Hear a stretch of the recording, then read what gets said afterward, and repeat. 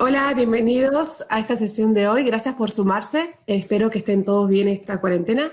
Yo soy Paloma Rojo, voy a estar moderando esta sesión y conmigo va a estar Sergio García Mora, a quien lo ven acá arriba, consultor de People Analytics para nuestro equipo de consultoría. Muchas gracias por haberse sumado a este encuentro virtual en el día de hoy. Esta va a ser la agenda de esta presentación. Bueno, primero les voy a contar un poquito de qué se trata la empresa. Después vamos a ir navegando sobre, bueno, qué es People Analytics, cuáles son las ventajas y cómo desarrollar algunos primeros pasos como para poder después sí consolidarlo dentro de las prácticas de recursos humanos. No vamos a estar hablando mucho de casos puntuales y especiales, sino digamos, el principal objetivo de esto es que puedan tener también una perspectiva de cómo aplicar, digamos, o sea, los datos y cómo utilizar los datos para tomar decisiones sin necesidad de llegar, digamos, a niveles de programación y cosas por el estilo, que por ahí eso necesita como mucho más desarrollo, pero incluso sin ese nivel de desarrollo podemos, digamos, ya empezar con determinadas cosas que van a generar una gran diferencia. Así que bueno, primero les cuento de Dataiku. Dataiku es una empresa que tiene más de 14 años en el mercado. Somos, o sea, master reseller de los productos Click en Argentina, en Paraguay y en Uruguay. Además, contamos con un equipo de consultores certificados y una red de partners y de profesionales que están, digamos, distribuidos en todo el país y tanto también, y al igual que en Paraguay y en Uruguay, para dar, digamos, respuestas locales a nuestros clientes. Y en 2016 fuimos premiados en Connections como el Latin America Master Reseller del año. Nuestra visión, o sea, es ser la principal empresa argentina con cobertura regional de servicios de analytics y de big data, contando con un equipo de consultores especializados. Y de nuestra misión, lo que me gusta siempre resaltar es, o sea, que somos una empresa que nos dedicamos como a democratizar el acceso a los datos para que todos los usuarios que necesiten tomar información, que necesiten consumir información, puedan acceder a información oportuna en el momento que lo necesiten para tomar decisiones relevantes. Y estos son nuestros servicios. Por un lado tenemos, o sea, el licenciamiento de los productos de Click, consultoría en automatización de reportes y de BI. Hacemos soporte técnico en algunos casos y también brindamos cursos, o sea, los que pueden, por ejemplo, enterarse a través de la página web de Dataiku, que algunos son, digamos, los podemos hacer tanto en company como se hacen también cursos abiertos a lo largo del año.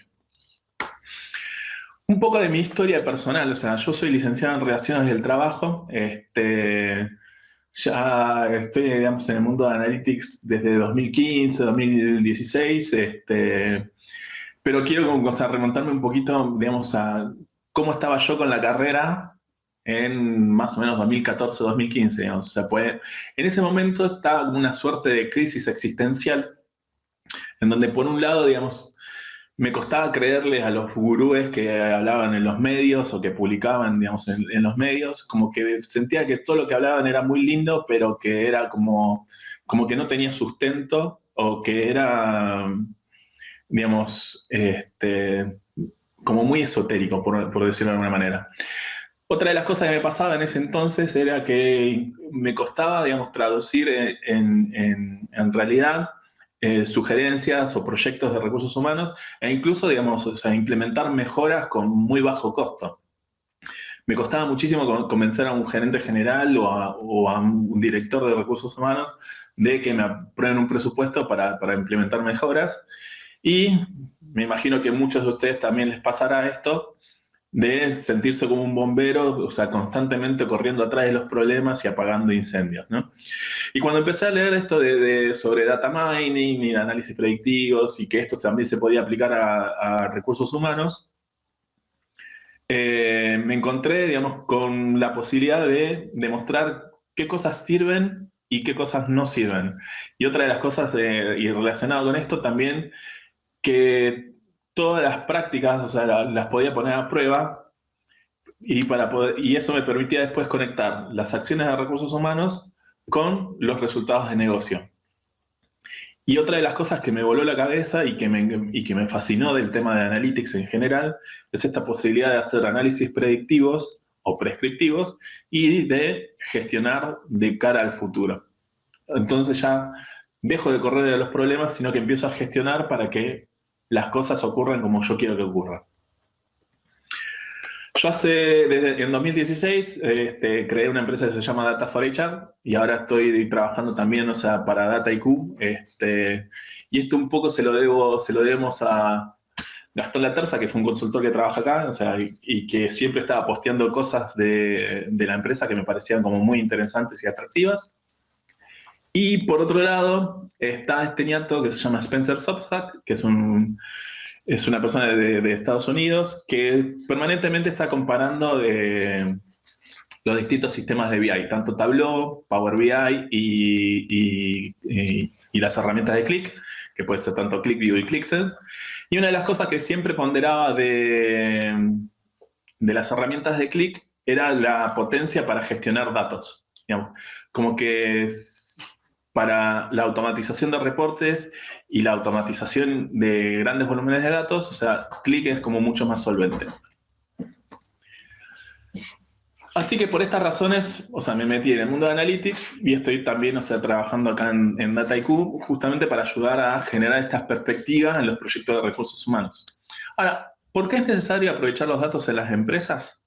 En primer lugar, digamos, o sea, porque hay un flujo constante de datos, tengas reportes automatizados o no tengas reportes automatizados. Como suele decir Freddy Vivas, todas las empresas son empresas de datos.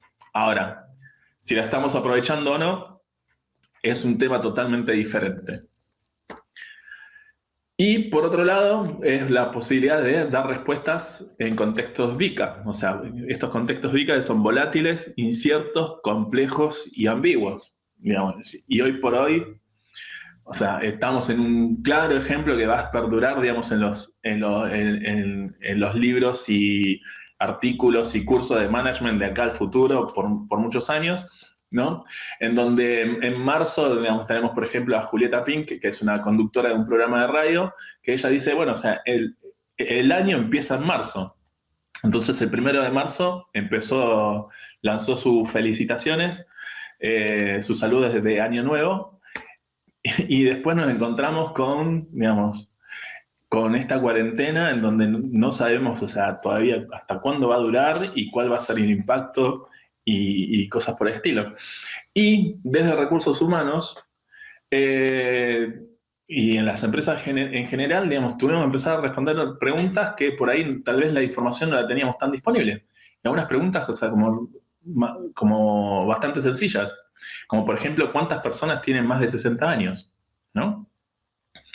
O una pregunta tal vez con un poquito de complejidad, pero tampoco es una pregunta muy difícil de responder. O sea, ¿cuántos de los empleados que tenemos, o sea, tienen algún antecedente de salud que podría encuadrar como grupo de riesgo, ¿no? Que esto, digamos, si no tenemos, lo que nos permite la tecnología es poder responder esto en el momento que nos hacen la pregunta, ¿no? O sea, me imagino tal vez, no sé, reuniones de gerencia en donde por ahí el jefe o el gerente de recursos humanos tenga que o pausar la reunión o parar la reunión para averiguar estos datos cuando los podría tener incluso, no sé, acceder en el teléfono. Y entonces, ¿por qué es relevante también Analytics? Básicamente porque las empresas que desarrollan prácticas de Analytics ganan más plata que las que no. Hay un informe de la revista Forbes que hizo en conjunto con Cisco, en donde analizaron varias empresas, líderes en Analytics y otras que son seguidoras, y lo que descubrieron fue que el 60% de las empresas líderes en Analytics crecieron su rentabilidad por lo menos un 7%. Y de ese 60%, casi un tercio crecieron sus ganancias, o sea, en más de un 20% de un año al otro. Una locura. Por otro lado, digamos, en otra encuesta, en este caso de Deloitte, del año 2018, decía que para el 85% de las empresas la gestión de los datos de las personas es muy importante, pero solo el 42%, o sea, menos de la mitad, tenía implementado Analytics o estaba en vías de implementación. O sea que hay como una gran oportunidad, digamos, como para picar en punta y sacar ventaja de la competencia. ¿Cuál es la situación en Argentina? Estos son resultados que difundió Luis María Cravino, o sea, uno de los directores de Aon Consulting, durante el Congreso de People Analytics que se hizo en noviembre del año pasado. Y una de las preguntas que había era si en la empresa en la que te desempeñas cuentan con reportes de indicadores de recursos humanos automatizados. El 29% respondió que sí, el 43% respondió que no, y el 27% respondió que estaba en proceso. Lo cual es un dato bastante alentador, digamos, o sea, como que más de la mitad de las empresas por lo menos ya lo tienen, digamos, o incorporado o desarrollándolo, lo cual es un dato muy, muy positivo. La importancia de People Analytics dentro de las prioridades del área de recursos humanos durante 2019 creció enormemente, ¿sí? En muy pocos casos ha decrecido y se mantuvo estable, digamos, en el 26% de los casos.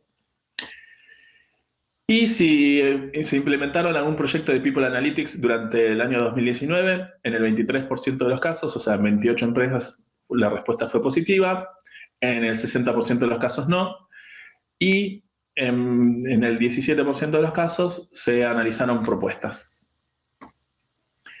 Y un cuarto de las empresas tenían ya, digamos, para este año 2020, presupuestado o planificado incorporar personal afectado exclusivamente a proyectos de People Analytics. Digamos, todo este tema del coronavirus y la cuarentena, digamos, o sea, como que puso en pausa un montón de cosas, pero ya desde mediados del año pasado y los que fue principios de se viene, o sea, si vi como varias búsquedas relacionadas con reportes de recursos humanos como una responsabilidad exclusiva o también para People Analytics. Ahora, bien, ¿qué es esto? ¿Qué es People Analytics? Analytics en general es una disciplina, o sea, no es un programa, no es software, digamos, no es una carrera, digamos, es una disciplina que usa datos e información para tomar decisiones sustentadas en conocimiento. ¿Sí?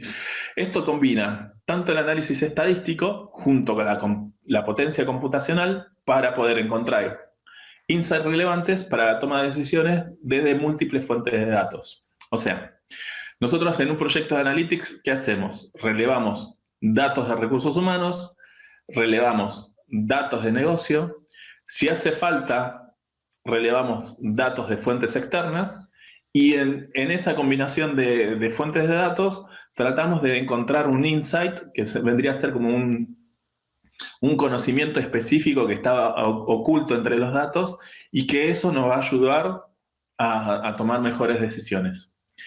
Y una de las características de estas decisiones es que van a ser como bien enfocadas también. Esto es importante, o sea, tenerlo en cuenta porque hoy por hoy, o sea, las decisiones de recursos humanos se toman como basados en una paradoja que es bastante interesante, ¿sí? Por un lado, digamos, recursos humanos para el resto de la empresa es como una caja negra, digamos, o sea, nadie tiene ni idea de qué carajo pasa adentro de recursos humanos, de cómo es un proceso de reclutamiento, de sanciones, de licencias por enfermedad, de promociones, etc. O sea, o cómo se liquidan los sueldos, todo lo que implica todo eso. Pero, por otro lado, o sea, y acá está la paradoja, digamos, todo el mundo opina. Digamos, es como la selección, o sea, nacional de fútbol. Todo el mundo lo puede hacer mejor que nosotros, digamos. Acá el caso más emblemático que recuerdo y que me tocó vivir en una de las empresas donde trabajaba era con un gerente que en ese entonces creo que estaba en logística, estaba casado con una psicóloga que se dedica más que nada a la parte clínica, o sea, eventualmente hace hace psicotécnicos, pero más que nada se trata con pacientes. Y en la casa tenía un libro de Marta Hayes, que para los que no saben quién es una de las autoras más famosas en el mundo de recursos humanos. Entonces nos pasó varias veces que cada vez que había un problema con la gente de la empresa, esta persona, como estaba casado con una psicóloga que eventualmente hacía psicotécnicos y había leído el libro de Marta Hayes, él también, entonces él nos cantaba siempre la posta de lo que teníamos que hacer para resolver el problema que teníamos con los empleados. Y esto, o sea, no suele pasar, por ejemplo, con las áreas de compras, con las áreas de logística, con las áreas de finanzas o de almacén. Digamos, no viene gente de otro lado a decirle cómo tiene que hacer el laburo. Pero en recursos humanos esto pasa y constantemente. Entonces las decisiones en el área, o respecto de las personas, se terminan tomando en base a las opiniones o también, o sea, como sobredimensionando la importancia de los costos. Que por un lado, digamos, el tema de los costos, o sea, hay que tenerlo de cerca, digamos, o sea, no digo que no hay que medirlo, sobre todo pensando que los costos de mano de obra, sobre todo en este siglo, el peso que han tenido los costos de mano de obra dentro de los costos totales se fueron incrementando proporcionalmente dentro de todos los costos de la empresa. Entonces, es algo que hay que tener en cuenta, pero no es lo único que hay que tener en cuenta, porque por otro lado, el mercado laboral, o sea, ha cambiado un montón, o sea, podés tener empleados trabajando remotos, o sea, no todos tus empleados están trabajando en el mismo lugar, empieza a aparecer mucho también el trabajo tercerizado o en tecnología el trabajo de freelancers, por ejemplo. Entonces ya, digamos, las cosas como que empiezan a ser mucho más complejas. Y por otro lado, tenés la necesidad como empresa de saber, bueno, o sea, qué es el talento para tu empresa, qué es lo que genera y cuál es el diferencial que aporta, digamos, una persona talentosa de una persona que no es talentosa. Entonces, en este escenario, digamos, Analytics viene se transforma en una herramienta que te permite como empezar a encontrar patrones y respuestas a este tipo de situaciones. Y los desafíos, o sea, en People Analytics pasan entonces por desarrollar proyectos que midan valor y no únicamente costos. Otro de los desafíos que tenemos es que tenemos una gran diversidad de datos. Por ahí no tenemos el volumen. Esto me ha traído, en los inicios de mi emprendimiento, me ha traído algunas complicaciones, porque por lo general los ingenieros de datos o los que se dedican a ciencia de datos están acostumbrados a trabajar con millones de datos o cientos de miles de datos que van llegando en tiempo real, y eso, digamos, en recursos humanos no pasa. Entonces, eso a veces también complica conseguir a alguien que se dedique a los proyectos de recursos humanos. Otro de los temas pasa por generar reportes efectivos, o sea, no solamente porque tengo una herramienta de BI, hacer reportes de todo, sino, bueno, justamente que lo que tengamos, o sea lo justo y necesario para tomar las decisiones que tenemos que tomar día a día. Y por último, desarrollar una cultura de datos, o sea, una cultura data-driven, en donde las decisiones importantes no se tomen sin antes hacer un análisis y que incluso el día a día, o sea, se transforme en algo donde se discute, se interpreta información y demás. Así que bueno, vamos por partes. Para el tema de medir valor, les propongo, o sea, que busquen este libro, que lo pueden adquirir gratis en Amazon, que se llama Black Holes and White Spaces, que es un libro que recopila ensayos sobre el futuro del trabajo y que, digamos, es un proyecto que está liderado, entre otras personas, por John Boudreau, que John Boudreau es uno de los principales académicos, o sea, en el mundo de Analytics. Además de hacer consultoría, hace muchísima investigación y es tal vez uno, no solamente lo más prolífico, sino también uno de los que por ahí genera cosas más interesantes. En uno de estos ensayos, o sea, habla sobre el futuro del trabajo, de cómo va a ser las características del mercado del trabajo en el 2025, y acá va a haber una dicotomía muy fuerte entre los modelos basados en adaptabilidad y valor y, por otro lado, los de headcount y de costos. Lo que dice este ensayo es que los modelos de mercado de trabajo de los próximos 5 años que estén basados en adaptabilidad y valor van a superar ampliamente a los modelos tradicionales de headcount y de costos. Habitualmente lo que nosotros nos encontramos, o sea, con lo que me encuentro en los reportes de recursos humanos son con indicadores de tiempo, de dinero y de cantidades. Pero ahí, digamos, o sea, ¿dónde está el valor en esto? Digamos, si yo hago una búsqueda en una semana menos que antes, ¿eso realmente, o sea, es más valioso? ¿Es mejor? O si ahorré plata, etcétera. Cuando solamente medimos esto, lo que estamos haciendo en general, o sea, en realidad es como tratando de gestionar la ineficiencia de las empresas. No estamos midiendo el valor.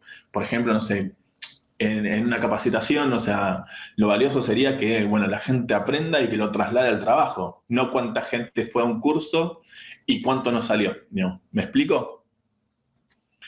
Entonces nos encontramos con un mercado de trabajo que se va, digamos, a encontrar con dos fuerzas contrapuestas. Por un lado, digamos, un modelo en donde los costos, o sea, va a ser como el principal factor de decisión.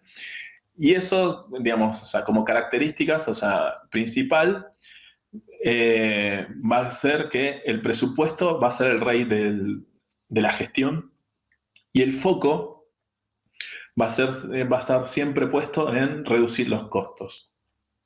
El peligro de esta estrategia en el largo plazo es que cuando te basás únicamente en los costos y en la reducción, puede pasar que los clientes no se sientan importantes y que tanto su tiempo y su satisfacción no lo sean y que a la larga los termines perdiendo. En cambio, cuando vos, o sea, te planteás desde un modelo de generación de valor, el foco está, digamos, en justamente en encontrar y desarrollar los aportes que generan las personas dentro de los equipos de trabajo y empoderás el liderazgo en todos los niveles, aumentás la transparencia organizacional, alineás el talento con el resultado del trabajo, se invierte tiempo para crecer y en servicios deseados, y como que delegás también, o sea, la toma de decisiones y la responsabilidad sobre esas decisiones. Y esto a la larga lo que va generando son ventajas competitivas. Todo esto está pasando, digamos, en lo que algunos autores llaman como la cuarta revolución industrial, que es la revolución de los datos, y toda la revolución que se genera en esto se debe que tenemos, digamos, una cantidad de datos que se generan constantemente que es, o sea, no entran en la cabeza, es difícil imaginarse la cantidad de información que se genera. Había un informe de 2015 que decía que cada 2 días se generaba la misma cantidad de información que en toda la historia de la humanidad hasta el año 2012. Una locura. Y si no, también, o sea, compárenlo, por ejemplo, con el Apolo 11. El Apolo 11 fue la nave que llevó por primera vez a 3 astronautas a la Luna en el año 1969. Eso si no creen, digamos, en las teorías conspirativas. Pero bueno, esta nave tenía una computadora a bordo que tenía un procesador de 1 MHz, una memoria RAM de 4 kilobytes, una memoria ROM de 32 kilobytes, o sea, la capacidad de almacenamiento de datos era de 32 kilobytes, pesaba 22 kilos y en dólares de 1969 costaba $150.000. Pensemos, o sea, cuánto estamos llevando, digamos, toda la potencia que estamos llevando en el bolsillo del caballero y en la cartera de la dama, en donde vos en este aparato tenés acelerómetros, giroscopios, magnetómetros, sensores de proximidad de luz, barómetros, podómetros, GPS, internet, aplicaciones, e incluso también te sirve para hablar por teléfono. No, una locura. Y en recursos humanos, como les decía antes, tenemos como una gran diversidad de fuentes de datos. ¿Sí? Y por más que explote una bomba nuclear, el Excel, al igual que las cucarachas, o sea, van a seguir permaneciendo dentro del ecosistema de recursos humanos y de gestión en general. Entonces tenemos los sistemas de gestión de recursos humanos, los sistemas de reclutamiento, los sistemas de gestión de las empresas, de comunicación interna, redes sociales internas, los sistemas de gestión de tiempo, etcétera, etcétera, etcétera. Entonces, y mucha de la información que está disponible en recursos humanos, lamentablemente también está únicamente en la carpeta del legajo del empleado. Y eso a veces es lo que hace también complejo a los proyectos de analytics en general, digamos, o al análisis de la información de los empleados en general. Por esto también es importante, digamos, como considerar este modelo de madurez de Talent Analytics que desarrolló George Berzin, que es como uno de los principales gurúes de People Analytics a nivel global, en donde él en el nivel 1, o sea, plantea, digamos, o sea, los reportes operacionales y que son reactivos, o sea, se hacen cada vez que termina el mes y cosas por el estilo. El siguiente nivel es el de los reportes avanzados, en donde por ahí empezamos a desarrollar proyectos que son un poquito más escalables, y después de ahí, o sea, sí podemos avanzar en proyectos de analytics estratégicos y modelos, o sea, predictivos y prescriptivos. ¿Cómo se construyen los equipos de HR Analytics en las organizaciones? El HR Analytics Think Tank es una organización, digamos, que por un lado se dedica como a coordinar y dar soporte en la organización de meetups de People Analytics en todo el mundo. De hecho, gracias a ellos también pudimos hacer un meetup de People Analytics en Dataiku en enero. Y por otro lado también se dedican a hacer investigaciones. Y en una de estas investigaciones, la pregunta que se hacían era, bueno, ¿qué características tienen las empresas que construyen equipos exitosos de HR Analytics? Y uno de los hallazgos más interesantes del informe es que las organizaciones que establecen sólidas bases de reportes avanzan más rápido hacia proyectos de analytics avanzados. Lo cual tiene sentido. A ver, hacer reportes o los servicios de BI, o sea, no necesariamente es analytics. Pero cuando eso lo tenés, o sea, como más aceitado, es mucho más probable que avances a proyectos de analytics avanzados. Lo cual tiene sentido por lo siguiente. En un proyecto de analytics, la limpieza de datos representa entre el 60 y el 80% del tiempo de un proyecto. Vos cuando automatizás los reportes, digamos, como que esta parte del trabajo ya la tenés adelantada. Este es un informe que yo solía hacer cuando trabajaba en Pilkington, digamos, o sea, y el problema de este tipo de informes, y por lo menos teníamos esto, digamos, o sea, hay muchas empresas que ni siquiera tienen esto, ¿no? Pero el problema de tener los indicadores únicamente en Excel es que por un lado es costoso, pues, o sea, siempre tenés que dedicar como varios días, 2 o 3 días simplemente a hacer este reporte.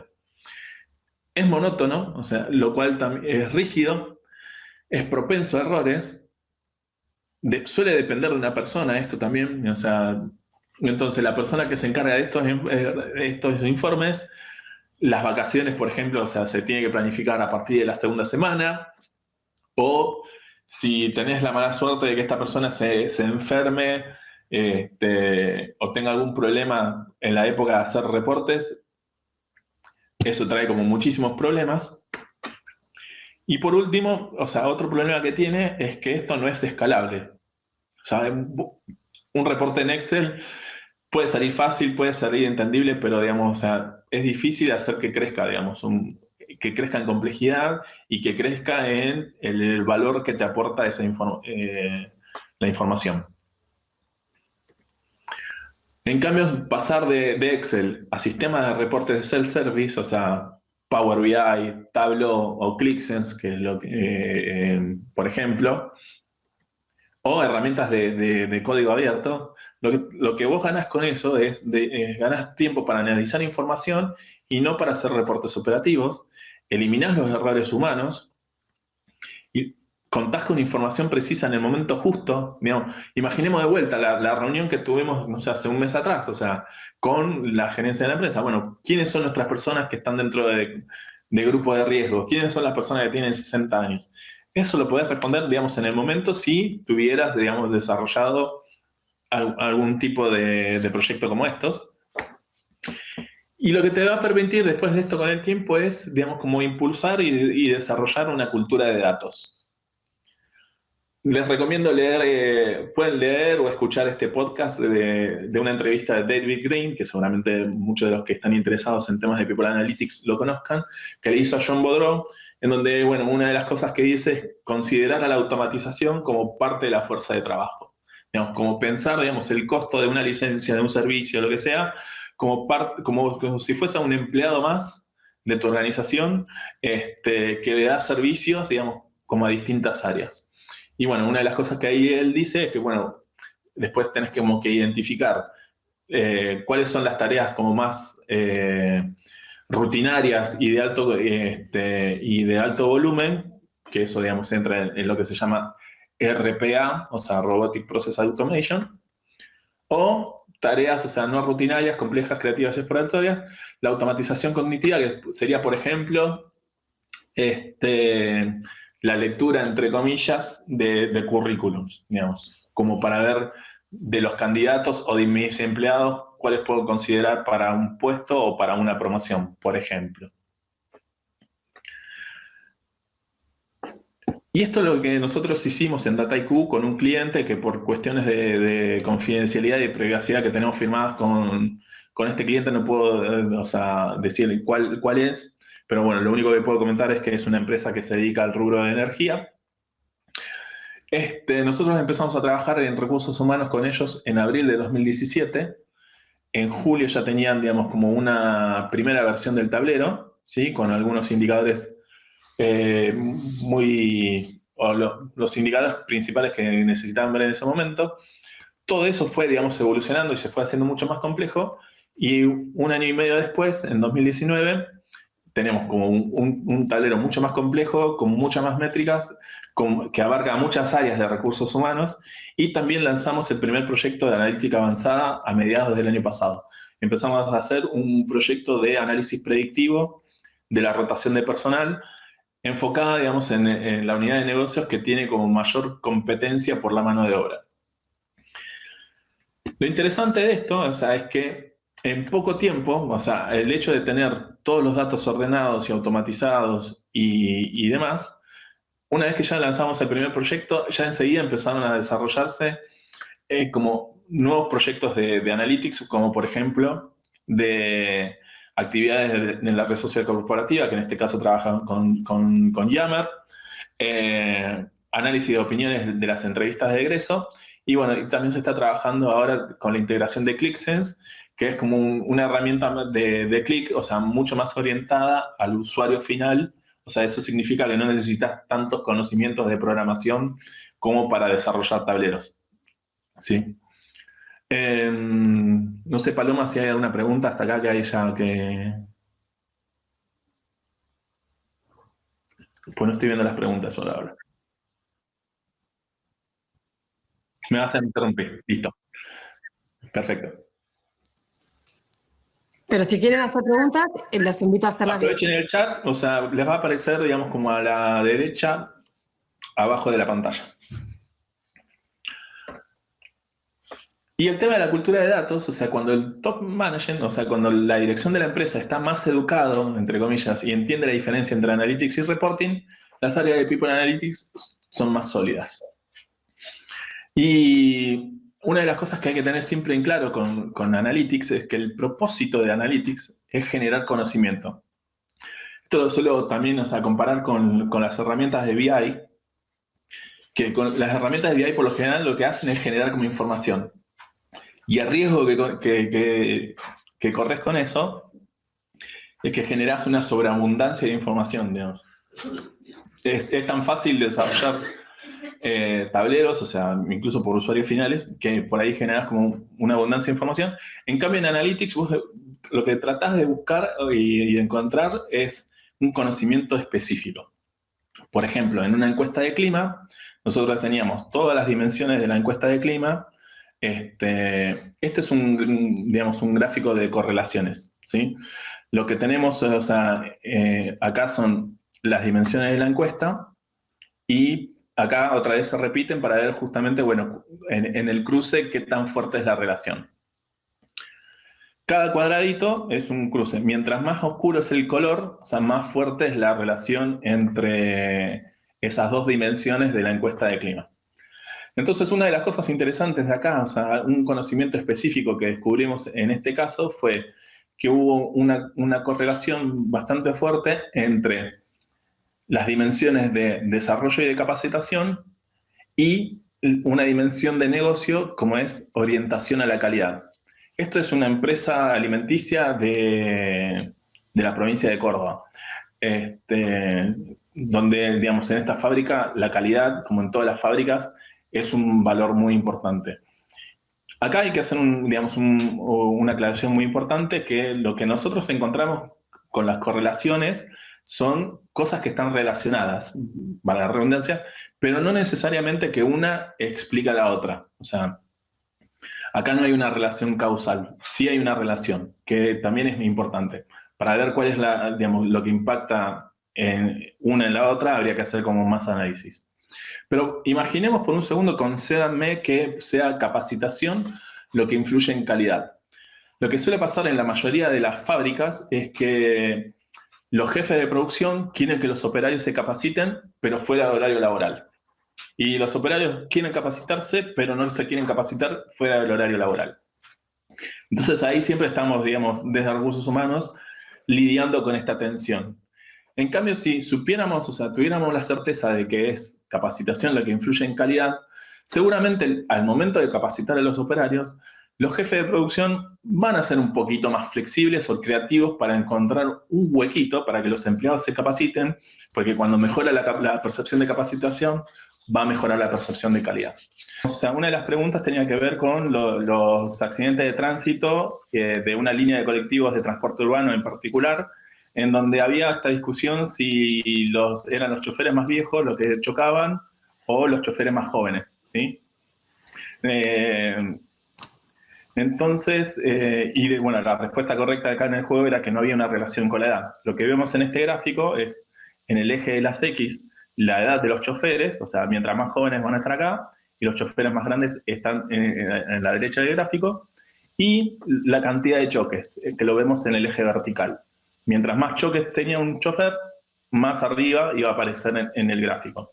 Y acá no hay un patrón claro, entonces no hay una relación entre la edad de los choferes y los accidentes de tránsito que tenían. Entonces la siguiente pregunta que le llevó a esta empresa fue, bueno, ¿con qué tenía que ver? Y en el análisis de datos, una de las cosas con las que descubrieron que sí había una relación era con la capacidad de concentración que tenían los choferes de colectivos. Entonces, en base a este análisis que se hizo, digamos, con unas pruebas de Toulouse, mientras mayor concentración tenían los choferes, o sea, mientras más a la derecha estaban, menor era la frecuencia de accidentes que tenían, ¿sí? Que eso también está dado por el tamaño de la burbuja. La siguiente pregunta tenía que ver con si tener hijos y trabajar desde tu casa afectaba la productividad, ¿no? Hace poco hice una encuesta, o sea, en donde indagaba sobre esto también, y en este gráfico que se llama de Sankey, tenemos por un lado a los empleados que no tienen hijos, o sea, las personas que contestaron la encuesta que no tienen hijos, que son 84, y los que sí tienen hijos, ¿sí? Y del otro lado vemos las personas que mejoraron su productividad, los que siguen trabajando igual y los que empeoraron. Entonces, este gráfico se interpreta, por ejemplo, de estos 84, una parte, o sea, que no tienen hijos, una parte mejoró, otra parte sigue trabajando, digamos, con la misma productividad de antes, y otra porción empeoró su productividad. Ahora filtremos únicamente los que tienen hijos. Entonces, de los 70 que tienen hijos, aproximadamente el 80%, o sea, trabaja igual o mejor que antes. Y solo, digamos, o sea, 14 personas, el 20% de los que sí tienen hijos, vio afectada su productividad. Después, o sea, en otro cruce de datos, o sea, de los que sí tienen hijos y empeoró la productividad, o sea, son por lo general madres. Así que ahí, muchachos, o sea, pónganse las pilas y háganse cargo también de las tareas de la casa. Y otra de las temas, o sea, la última pregunta del juego tenía que ver con el ausentismo, o sea, si los hombres o las mujeres faltan más por año. Y acá hay una comparación, que es un informe que hizo el Ministerio de Trabajo en el año 2015 y descubrió que cuantitativamente las mujeres faltan más que los hombres, ¿sí? Las mujeres faltan aproximadamente 6 días y los hombres faltan 5 días por año en promedio. Ahora, ¿qué pasa? En estos 6 días están incluidas las licencias por maternidad. O sea que, como saben, estamos hablando de por lo menos de 3 meses de licencia, o 6 más, o 6 si que se puede extender 6 más si incluimos las licencias por... ahora me olvidé el nombre. Bueno, ustedes en los comentarios seguramente me van a rescatar con esto. Pero al punto que quería llegar con esto es que en estos 5 días, o sea, los hombres, o sea, lo que estamos explicando son las enfermedades, o sea, tenemos la licencia por enfermedad, los accidentes de trabajo y todo lo que tenga que ver con ausencias injustificadas. O sea, que todas las ausencias que generamos los hombres son mucho más, o sea, causan mucha más improductividad que las licencias, o sea, que generan las mujeres. Porque incluso en una licencia por enfermedad, por maternidad, perdón, vos ya podés planificar el trabajo o cómo te vas a repartir el trabajo de esa persona, de esa mujer, durante su licencia. Entonces, lo compensás.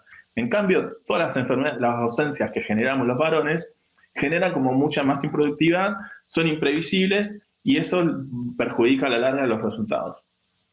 Y a esto, ¿con qué quería llegar? Digamos, o sea, a no depender exclusivamente del análisis cuantitativo y darle bola también al análisis cualitativo. Por ejemplo, en Pilkington nosotros teníamos como objetivo de rotación de personal un 5%, ¿no? Entonces este es un gráfico donde podemos ver la evolución de la tasa de rotación anual año a año. Entonces, solamente en esta muestra, solamente en 2 años cumplimos con el objetivo de rotación. Siempre estuvimos por arriba. Y este año, o sea, en el año 2016, lo habíamos conseguido por última vez, ¿no? Entonces, bueno, felicitaciones, o sea, mi jefe, o sea, tuvo un bono extra por esto, pero analicemos cualitativamente lo que pasó en este año. En este año fiscal, o sea, en el año fiscal 2016, la antigüedad promedio de las personas que se fueron fue de 7 años. Es decir que, en términos cuantitativos, los resultados fueron buenos, pero en términos cualitativos, los resultados no fueron del todo buenos. Y esto, o sea, nos lleva, digamos, a otro concepto que es el de alfabetización de datos. Y antes de seguir, quiero ver si ustedes me siguen viendo.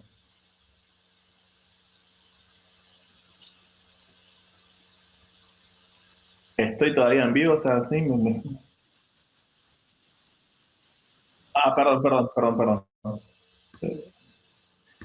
Disculpen. Sí, el periodo de excedencia. Muchísimas gracias, Anaí y Alberto, por la ayuda con la presentación. Es que ya hace 4 años que ya dejé de trabajar en administración de personal y hay algunas cosas que ya me olvido.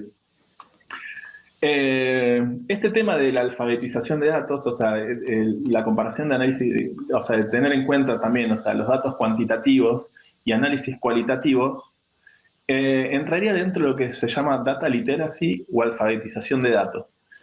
Esto significa, digamos, o sea, la habilidad de leer, de trabajar, analizar y de debatir con datos, ¿sí? Lo cual, a mí, o sea, es un concepto que me gustó mucho porque, digamos, cuando empecé con esto dije, o sea, pensaba que para dedicarme a Analytics, o sea, tenía que ser un data scientist, tenía que ser un científico de datos, aprender de programación, de computación y de base de datos.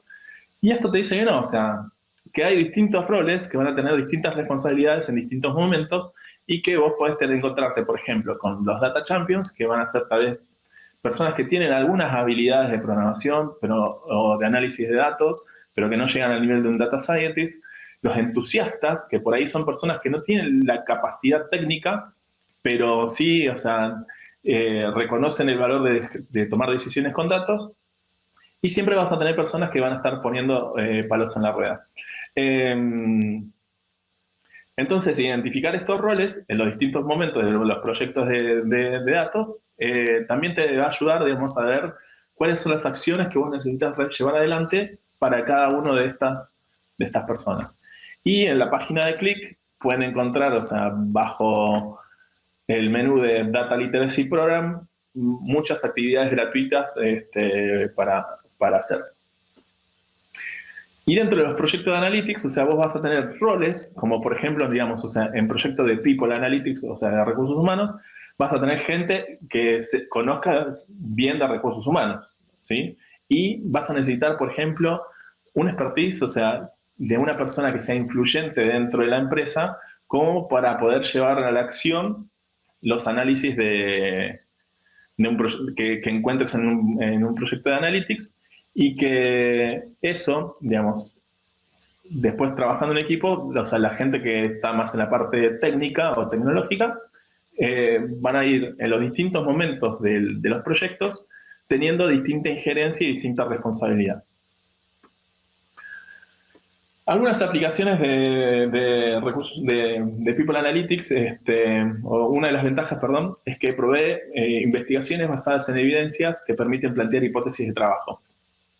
Y esto nos va a servir también como para poder plantear una pregunta para analizar, una hipótesis, y también como una suerte de baremo para comparar y validar los resultados. Y esto, o sea, no se los voy a presentar con casos específicos, pero sí con algunas ideas como para darles, de nuevo, darles perspectiva sobre las distintas cosas que pueden llegar a analizar o los distintos enfoques que pueden tener para analizar un problema.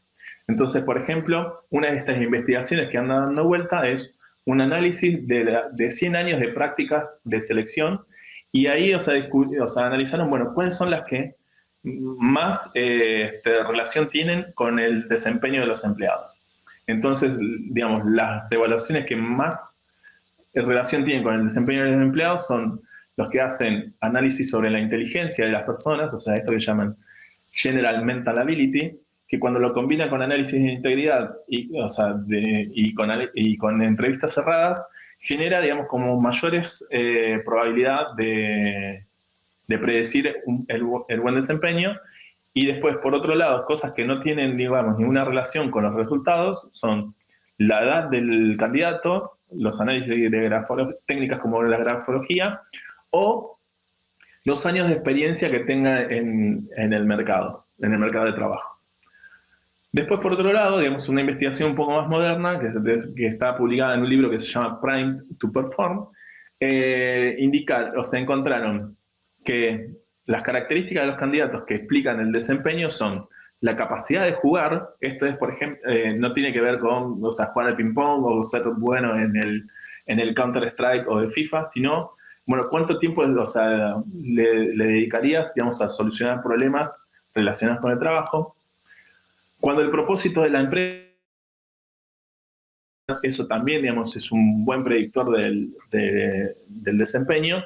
Y cuando el puesto tiene un potencial para el candidato, o sea, ya sea en carrera y demás, o sea, o en desafíos, o en aprendizaje y demás. Cuando el puesto tiene estas características que son atractivas para la persona, suele ser también, digamos, mucho más motivante para tener un mejor desempeño. Y por otro lado, lo que va jugando en contra es la presión emocional, la presión económica. Entonces acá hay que tener cuidado, ¿viste?, de las personas que se cambian de trabajo únicamente por una mejora salarial. Y otra de las cosas que más pesa, digamos, en contra del desempeño es la inercia a la hora de hacer el trabajo. O sea, cuando ya haces lo mismo durante 5 años, 10 años y demás, seguramente tu trabajo va a ir bajando el desempeño. Con el tema de las entrevistas cerradas, o sea, una de las cosas, o sea, y esto lo resalto porque, digamos, una de las cosas que siempre nos machacaban en la facultad es que las entrevistas abiertas era lo que teníamos que hacer porque generan como mejor experiencia, son más gratas y demás. Pero las entrevistas cerradas, por ejemplo, Daniel Kahneman, que es tiene la particularidad de ser el primer premio Nobel de Economía, que no es un economista, es psicólogo, demostró que las entrevistas cerradas, o sea, lo que te proveen es la consistencia en la evaluación de los candidatos, ahorras tiempo, generas una trazabilidad en el proceso de reclutamiento, o sea, si yo a todos los candidatos les pregunto lo mismo, yo después puedo comparar, bueno, los que respondieron de determinada manera, cuál fue el resultado de desempeño.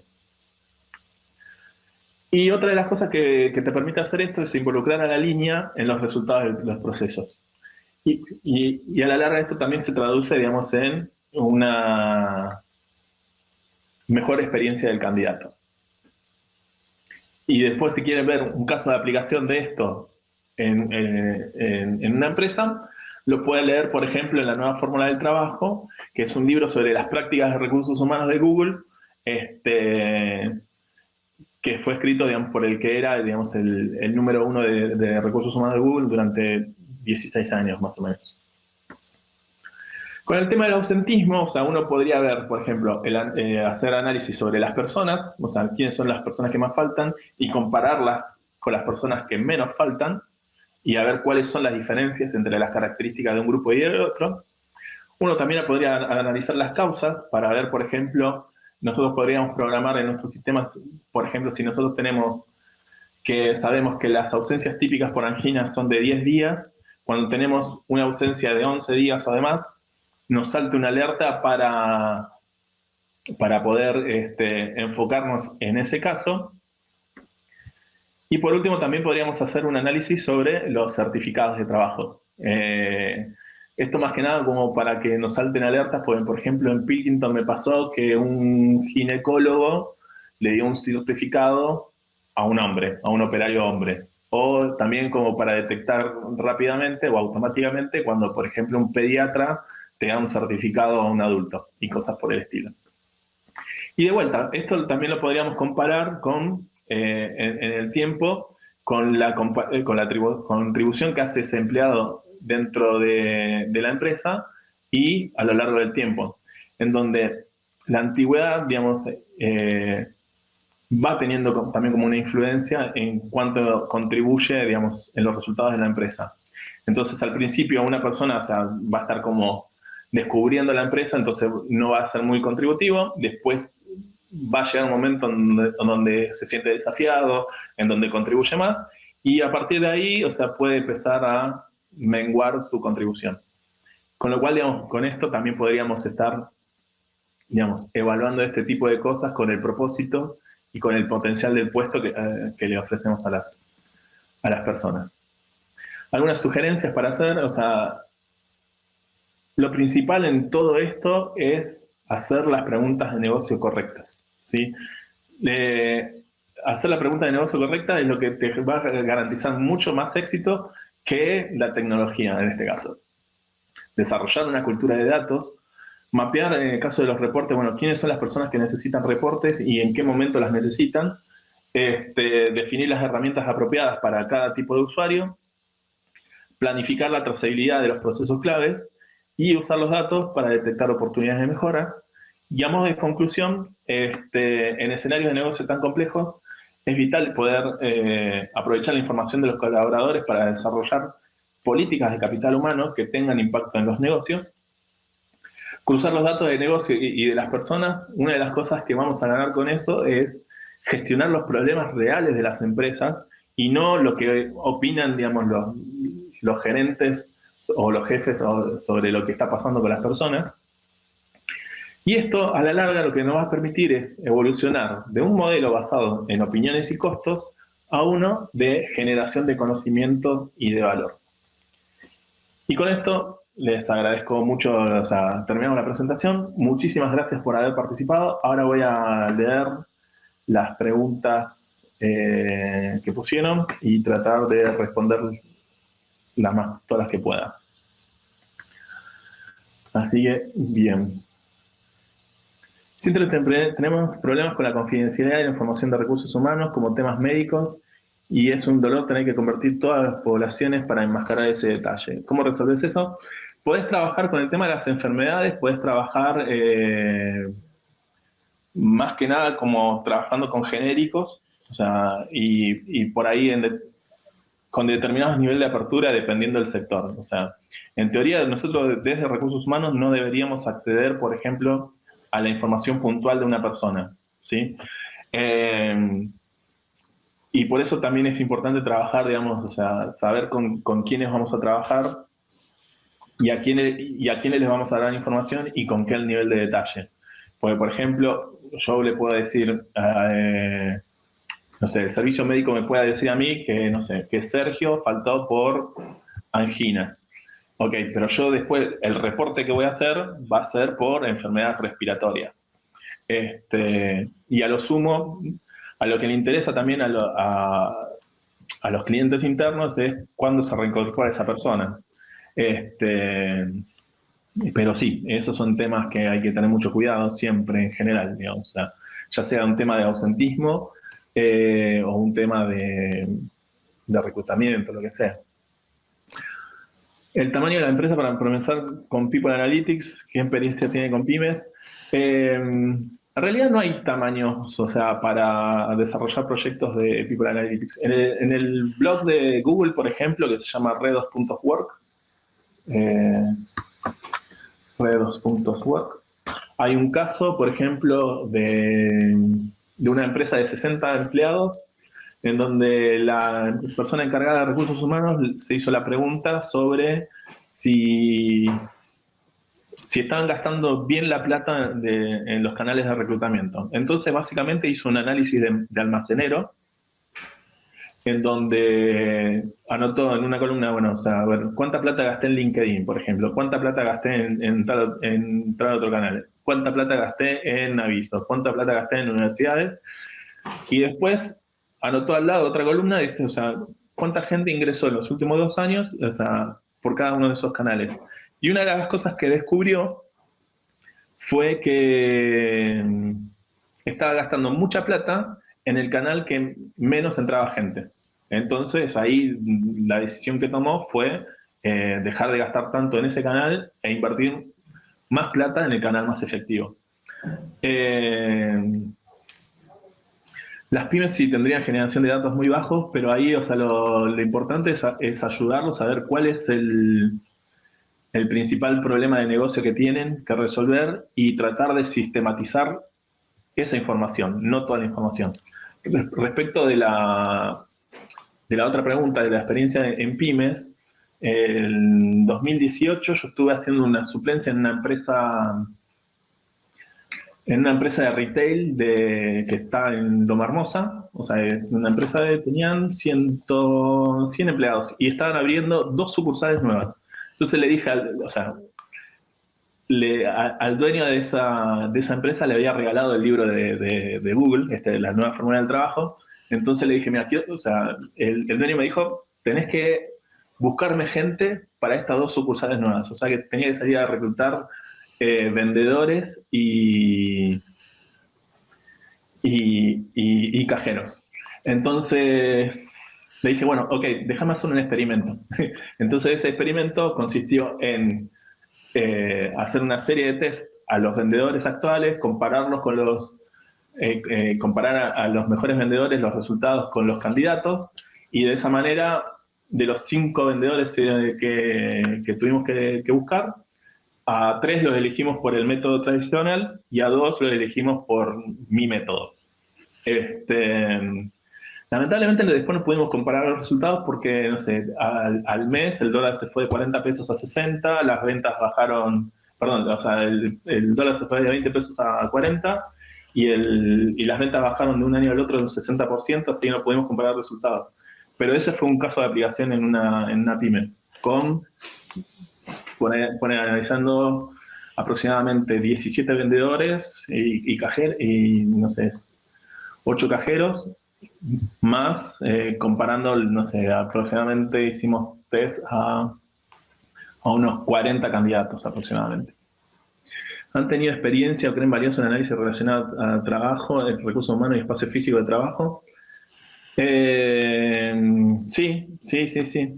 Una de las cosas, o sea, interesantes que tiene todo el mundo de ciencia de datos es que uno puede, digamos, desarrollar proyectos de lo que se te ocurra.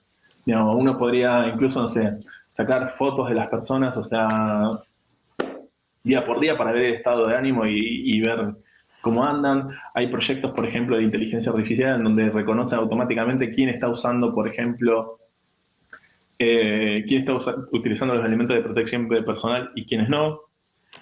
Puedes hacer text mining sobre minería de datos, sobre las encuestas de salida, sobre los currículum, sobre las evaluaciones. Digamos, como que no tenés límite de lo que puedes hacer. ¿Qué clase de evaluación es más recomendable usar en la empresa para más motivación a los funcionarios? Primero habría que definir qué es motivación. Después habría que ver qué tipo de empresa es, dónde están y todo lo demás.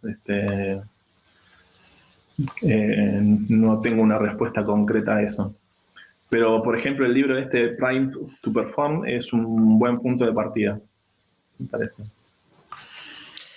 Bueno, Sergio, creo que con esa última pregunta terminamos el webinar, ya nos extendimos más de la cuenta. Te agradezco un montón la presentación. Sergio está a disposición por si alguno tiene más consultas o no quiere hacerlas vía chat. Después, si quieren, les comparto el mail de él para que puedan contactarse directamente con él, ¿sí? Gracias a todos por participar. Les pedimos disculpas hubo un corte, creo que fue de la plataforma, no fue Sergio que se fue a comprar medialunas. Así que les agradezco a todos por sumarse y la paciencia que han tenido con el corte que tuvimos en el medio, ¿sí? Gracias, Sergio. No, muchas gracias a ustedes, muchas gracias por participar y por sumarse. Bueno, adiós. Buena semana a todos.